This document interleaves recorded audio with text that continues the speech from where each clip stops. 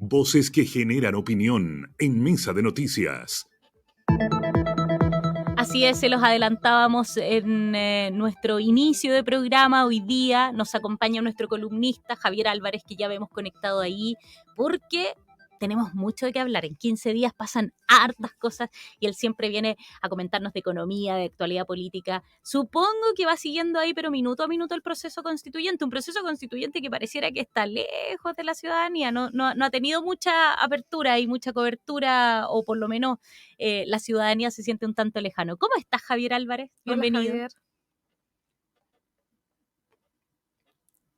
Javier. Hoy no lo escuchamos. Sí. ¿Estará muteado? Lo vemos. Sí. ¿No? No está muteado. Que entre de nuevo. Desconéctate y conéctate. Eso pasa, como dicen los ingenieros, enchufar y desenchufar. Sí, así funciona muchísimo. Oye, ¿qué les parece si mientras vemos cómo Javier Álvarez soluciona el tema de su audio, veamos cómo está el tránsito? Porque a esta hora ya @TTI nos informa sobre la situación de tránsito ahí en la intersección de Michimalonco y Pedro Lira. Hasta las 9 queda poquitos minutos, quedan como 20 minutos para que siga esta restricción de paso por los puentes. En esta intersección que yo les mencionaba, Michimalonco con Pedro Lira, la verdad es que se ve un tránsito normal, no hay muchos vehículos.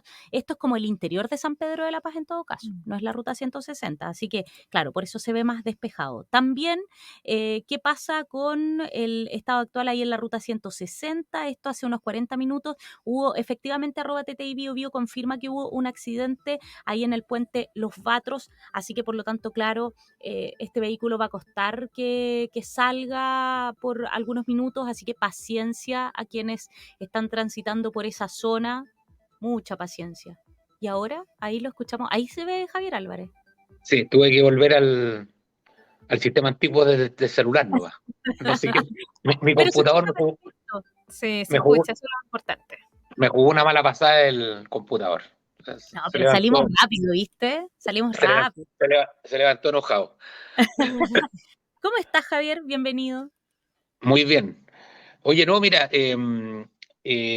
hoy día la agenda se la toma, ¿no es cierto?, la seguridad, cuestión que es bien fundamental. Creo que es la base de la convivencia social. Pero acapara tanto la agenda que la vamos a dejar pasar, igual que Trump. Y vamos a hablar de algo un poco más oculto, pero que en el fondo viene a confirmar lo que yo les he venido manifestando antes, que en el fondo la economía en Chile está funcionando más o menos, ¿no? ¿Ah? Y yo diría que más o menos... mal. Más o menos mal, que genera un problema oculto que no se visualiza mucho, pero que es básicamente, ¿no es cierto?, un mercado laboral extremadamente frágil. ¿Ah? En Chile las cifras de desempleo empiezan a subir.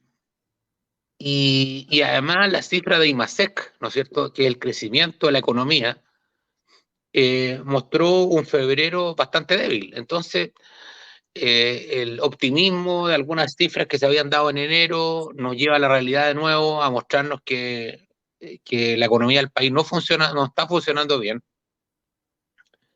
Tenemos persistentemente un problema de inflación, en el cual, ¿no es cierto?, básicamente todos los agentes económicos están de acuerdo en que la inflación de marzo, que aún no se conoce, va a ser cercana al 1%, lo cual implicaría, ¿no es cierto?, que si esto se mantuviera es una inflación del 12% anual, que es terrible, digamos.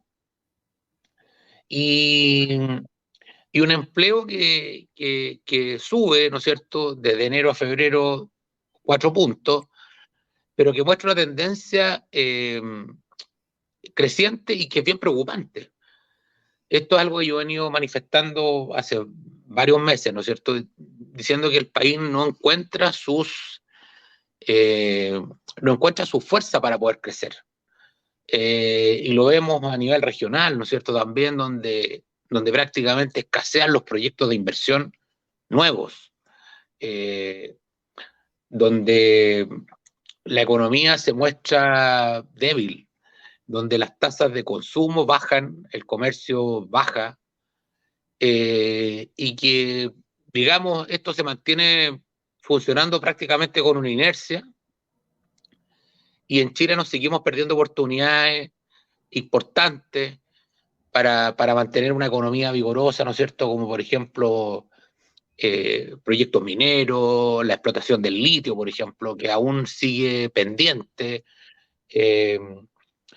Y esto además agravado por situaciones internacionales, como por ejemplo la reciente, ¿no es cierto?, anuncio de los países productores de petróleo, que anuncian un recorte ¿no es cierto?, en la producción de petróleo, que lo que hace es subir el precio del petróleo, y para Chile son muy graves, digamos. A pesar de que hemos avanzado en energías renovables, que es otra fuente de crecimiento para el país, pero sí, seguimos dependiendo mucho del petróleo, y por lo tanto es una situación que es relativamente delicada, porque esto finalmente se traduce en la calidad de vida de las personas, porque a las personas les va a costar encontrar más pega, porque va a costar encontrar que los salarios crezcan, y con el problema de la inflación, bueno, esto se traduce finalmente en calidad de vida de las personas. Oye, Javier, cuando hay una problemática, uno siempre ve qué opciones tiene para salir de ella. No sé, si tengo un dolor, voy al doctor para que efectivamente identifique cuál es mi dolor y me dé un medicamento, soluciono el problema. Aquí, en cuanto a la economía, hay factores que son externos, que son difíciles de solucionar, pero los internos, ¿a qué doctor vamos para que nos dé un medicamento y podamos ir sanando? Porque el proceso constituyente, el primer proceso constituyente, no este 2.0, era una piedrita en el zapato, ya pasó, estamos en este nuevo proceso que es bastante más institucional, por denominarlo de alguna manera, o se ajusta mucho más a ciertos bordes. Por lo tanto, baja la incertidumbre, pero insisto, ¿qué medicamento tomamos como para poder ir tomando las riendas? Porque también aparecen estas informaciones de repente acerca de las inversiones, acerca de los indicadores, y hay como luces de esperanza de que pareciera que las cosas van bien. ¿Qué pasa? ¿Que estamos a veces bien y otras mal? Sí, mira, cuando se me cortó el computador, yo voy a decir que el proceso constitucional era fome. Y fome es igual a bueno. ¿Ah? Porque si eso no es tema, quiere decir que está relativamente bien enrielado en darle una cierta continuidad a la institucionalidad chilena, digamos. Y eso significa que las diversas fuerzas políticas son capaces de ponerse de acuerdo y establecer los marcos generales para que un país se pueda desarrollar. Entonces, por lo tanto, fome es igual a bueno. Pero aquí yo creo que la gran receta para la economía, fundamentalmente, es una palabra que es bien discutida y que a veces no se entiende muy bien, que es el crecimiento. El crecimiento económico implica bienestar. Nosotros, cuando nos queremos parecer a los países desarrollados, básicamente lo que estamos buscando es que nuestra economía crezca.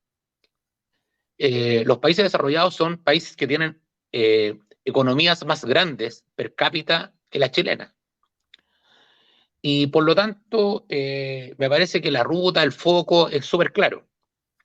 ¿Cómo hacemos crecer nuestra economía? Y recientemente, ¿no es cierto?, hemos visto cómo se cae una reforma tributaria, estrepitosamente, digamos, porque el sistema político básicamente lo que dijo: mira, esta reforma tributaria lo que hace recauda más,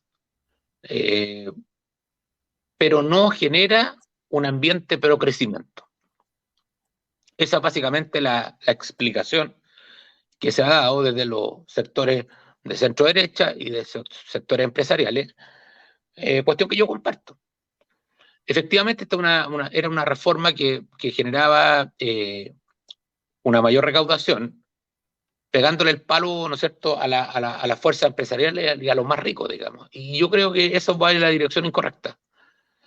Porque lo que hay que hacer es generar un entorno que sea pro crecimiento, es decir, donde la inversión, por ejemplo, se vea favorecida, donde tengamos proyectos nuevos que permitan generar un mercado laboral más activo y más vigoroso. Mira, si, en Concepción nosotros, después del proyecto MAPA, digamos, que fue muy importante, que está ya en la etapa de inicio de producción, digamos, básicamente no tenemos ningún proyecto importante. O sea, el principal sector exportador en la región es el área forestal. Y la pregunta, bueno, y uno dice, bueno, ¿cuáles son las iniciativas nuevas que hay en este sector? En Chile, el gran motor es la minería. Bueno, y resulta que los proyectos mineros que se han presentado en el sistema de impacto ambiental han sido todos rechazados prácticamente. Entonces, la pregunta, ¿no es cierto?, es evidente, es, bueno, ¿cuáles van a ser las fuerzas que van a tirar el carro en Chile para el futuro? Y la verdad es que la respuesta no es tan evidente. Yo creo que hay buenas iniciativas en lo que es energías renovables, por ejemplo. Chile ha cambiado su matriz productiva en forma importante, su matriz productiva de energía, entrando las energías renovables con una fuerza que no nos imaginábamos, ¿no es cierto?, a través de la energía fotovoltaica, la eólica, reemplazando combustibles fósiles, pero esta es parte de la economía interna nomás, no favorece mucho la exportación. El hidrógeno verde podría ser una gran nueva iniciativa, digamos, que haga crecer a nuestro país, y por supuesto el litio, que el año pasado, ¿no es cierto?, le dio un cheque al gobierno que no se lo esperaba, un cheque grande, pero que lamentablemente las regulaciones han demorado mucho tiempo en generar un entorno adecuado para que esto realmente sea un segundo sueldo de Chile, digamos, porque aún estamos a la espera de las regulaciones con respecto a la explotación del litio, y esto básicamente se transforma en una discusión si va a existir una empresa estatal o no empresa estatal, y ahí nos estamos dando vuelta, mientras vemos otros países como Australia y Argentina, por ejemplo, que generan unos entornos mucho más favorables para la inversión. ¿Y por qué Argentina genera entornos favorables para la inversión si están con una tensión política también, yo diría que incluso un peldaño más arriba que Chile? ¿Por qué pasa eso? El caso de Argentina es bastante curioso. Yo no me atrevería a referir, no me atrevería a dar las explicaciones de cómo se llega finalmente a las concesiones y al entorno favorable para invertir, pero me quería con Australia, por ejemplo, que es un país en que su democracia es mucho más estable, las reglas son mucho más claras, y que también generan un entorno positivo para que estos recursos sean explotados por privados, pero generando, ¿no es cierto?, un pago de impuestos, ¿no es cierto?, royalty o lo que sea, que es favorable para todos los habitantes de su país. Y no hay que olvidarse además de que no es solo la recaudación de impuestos. Si aquí el hecho del acto inversional, digamos, el acto de una compañía viene e invierte, eso genera muchos beneficios desde el punto de vista social, porque genera mucho empleo. Genera empleo en la construcción, genera empleo en la operación, y después genera, para mantener esta industria y para funcionar, generan mucho empleo local en general. Entonces, claro, uno lo puede estar viendo desde otro lugar y dice, bueno, ¿cuál es el efecto? Pero es que el efecto es muy importante. Esto genera efecto muy virtuoso, el acto de invertir. Entonces, lo que estamos viendo hoy día es que, en general, las compañías están todas expectantes. Yo concuerdo contigo, Ángela, de que el entorno constitucional ya no es un gran riesgo, pero sin embargo, el gobierno debería hacer más en facilitar, ¿no es cierto?, las condiciones para que hayan inversiones. Oye, Javier, y ahí estoy pensando, por ejemplo, ¿cuáles son esas condiciones? Porque, claro, no vamos a comparar. Chile tiene una economía chiquitita. O sea, Chile no es muy minúsculo, ponte tú, versus al ejemplo que te voy a poner, que es Brasil. Brasil hoy día, por ejemplo, ya que tú estabas hablando de la empresa forestal, bueno, si bien fue en el gobierno anterior, Arauco anunció esta gran inversión que va a hacer ahí justamente en ese país, pero hoy día tienen un presidente que desde la línea política es bien parecido al que tenemos en Chile. Ahora, Brasil es un monstruo. Yo sé que estoy comparando un monstruo versus algo chiquitito, pero eh, ¿cómo seguimos el ejemplo de Brasil versus las inversiones? Porque Brasil siempre es atractivo. Brasil es atractivo por el volumen, independientemente de que su política también esté convulsionada.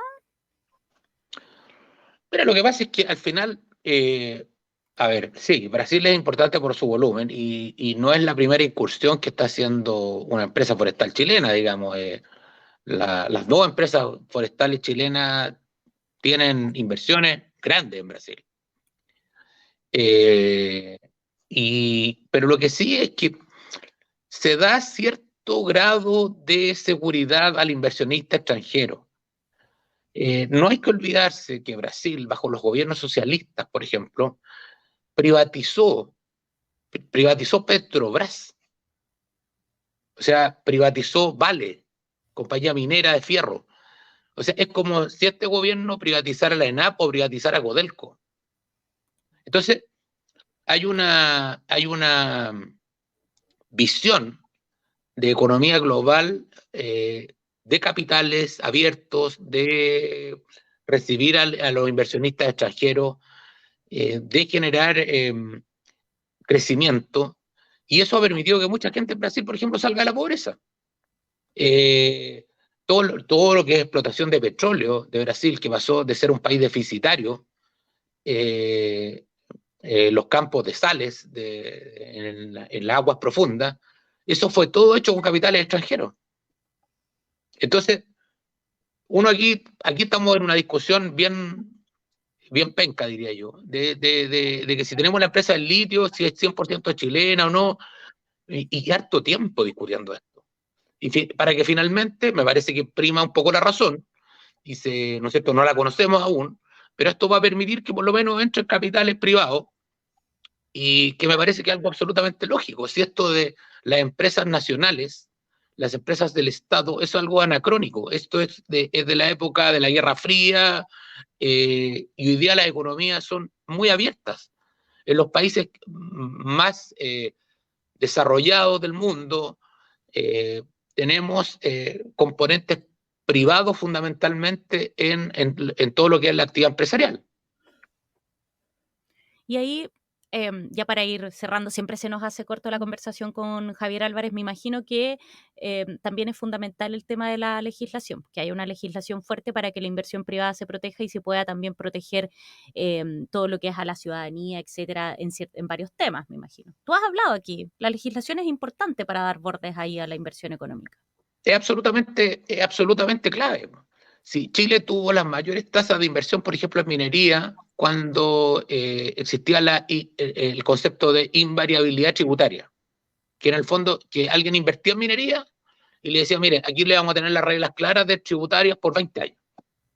Y llegó la inversión a pasto. Chile creció, ¿no es cierto?, en la época de los años 90 y 2000, la inversión en minería fue gigante. ¿Por qué? Porque había reglas claras y habían reglas ¿no es cierto?, de invariabilidad tributaria, que lo que hacían, ¿no es cierto?, era que los impuestos estaban fijos. Pero aquí, con la discusión, ¿no es cierto?, de la reforma tributaria, reforma de pensiones, reforma laboral, seguimos dando como vuelta en círculo, digamos, y no nos ponemos de acuerdo. Y no es que sean buenas o malas. Yo lo que creo es que las reglas tienen que ser claras. Yo adhiero, por ejemplo, a las 40 horas, lo encuentro perfecto. Encuentro que en la medida que un país crece, las personas tienen que mejorar su calidad de vida y por lo tanto ir a 40 horas me parece correcto. Me parece correcto hacer la reforma de los sistemas de pensiones, para que las pensiones sean mejores y haya algún tipo de solidaridad intergeneracional y, ¿no es cierto?, intergeneracional y extrageneracional, o sea, que los jóvenes ayuden a los viejos y los que ganan más apoyen a los que ganan menos. Pero estas discusiones generan cierto grado de incertidumbre que tienen a los capitales, bueno, observando las reglas y decir, bueno, cuando esta cuestión se estabiliza, yo invierto. ¿Mm? Oye, esperemos que se estabilice pronto la conversación. Esperemos también ahí que quienes tienen que hacer estas discusiones tengan altura de miras para hacerla, porque yo creo que también ha estado bien bajita la discusión. Yo espero, porque la verdad es que los agentes del mercado esperan que los próximos 2 años sean repencas, digamos. O sea, el 2023 y 2024, la verdad es que nos traen muy buenas noticias. Entonces, aquí se requieren acuerdos como lo que estamos viendo en temas de seguridad, que a pesar de los exabruptos de algunos, digamos, parece que va a avanzar. Bueno, yo espero que en la economía pase algo parecido, digamos, que podamos llegar a buen término en lo que sea una reforma tributaria, reforma de pensiones, que ojalá pueda ser consenso, digamos. Uh-huh. Nosotros también lo esperamos. Oye, nuestro Javier Álvarez conversando sobre actualidad política, económica, porque todo se entrecruza, ¿eh? Ya lo hemos aprendido aquí en el Conquistador Concepción. Javier, que tengas un lindo martes, mejor fin de semana largo, ¿ah? Fin de semana largo. Sí, pues semana cortita. Muy buen fin de semana. Sí. Cuídate mucho, nos estamos viendo pronto. Que estén muy bien, Leslie, Ángela, que tengan muy buen día. ¿Eh? Por supuesto, así va a ser. Cuídate mucho. Gracias, chao. Adiós. Así es, importantes desafíos, lo político no queda ajeno de lo económico y así se van conversando, pero vamos a ver qué es lo que nos trae en las próximas semanas.